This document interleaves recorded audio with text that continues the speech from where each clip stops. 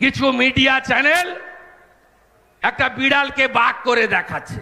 এদের অন্য জিনিস আছে, এদের অন্য ব্যবসা আছে, টিআরপি বাড়াতে হবে। আপনার গাঁয়ের লোকের কি হবে? গাঁয়ের লোকের এতে কিছু হবে না। আর আমি বলছি, প্রার্থী হিরণ যেমন, প্রার্থী শুভেন্দু অধিকারীও তেমন। দীপক অধিকারীকে হারাতে হবে। শুভেন্দু অধিকারী চাইছে, দিবেন? হ্যাঁ কি না বলুন, হ্যাঁ কি না বলুন, হ্যাঁ কি না বলুন। আমি কাঁথি তমলুক যেমন দেখি, আপনাদের যদি হিরণকে জেতান, আমি ঘাটালও দেখব, ঘাটাল আমি দেখব।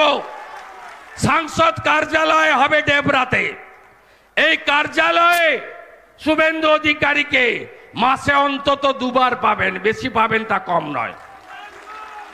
মেডিকেল অ্যাসিস্ট্যান্ট, নানা সুযোগ সুবিধা, মানুষের যা দরকার ছোট থেকে বড় আমি দেব।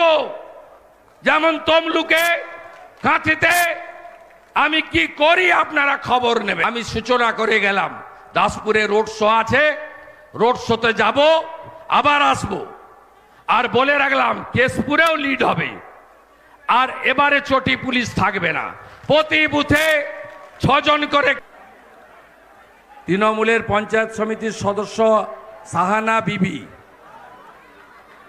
আজকে মাইনরিটিরা প্রচুর যোগদান করছেন। আমার জয় শ্রীরাম মানে আপনার রামরাজ্য। পেটে ভাত, মাথায় ছাদ, হাতে কাজ, সুশাসন, সবকা সাথ, সবকা বিকাশ, সবকা বিশ্বাস, সবকা প্রয়াস। সাহানা বিবি, বুথ সভাপতি শেখ রবিউল, প্রাক্তন বুথ সভাপতি রতন মহাপাত্র, বুথ যুব সভাপতি হাবিবুল, সম্পাদক মিনাজুল হক, সাধারণ সম্পাদক গণেশ মুখী, গ্রাম কমিটির সদস্য শেখ মহিদুল, শেখ হাসান, কার্তিক মহাপাত্র, রবি মুখী সহ আমাদের প্রায় 300 পরিবার ভারতীয় জনতা পার্টি যুক্ত হলেন। তার মধ্যে খড়গপুর 2 পঞ্চায়েত সমিতির বর্তমান সদস্যা সাহানা বিবি মহোদয়া এবং আমাদের অত্যন্ত বলিষ্ঠ নেতা রবিউল ভাই, তারা সহযোগ দিল। গোহারান হারবে, তার আগে থেকে বাহানা গিয়ে রাখছে। গোহারান হারবে, বাহানাটা গিয়ে রাখছে।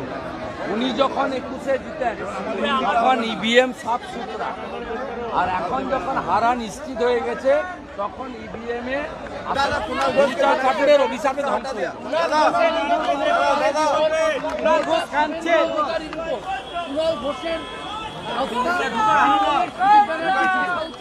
বিরোধী দলনেতা কিরম হয়, শুভেন্দু যেখানে যায়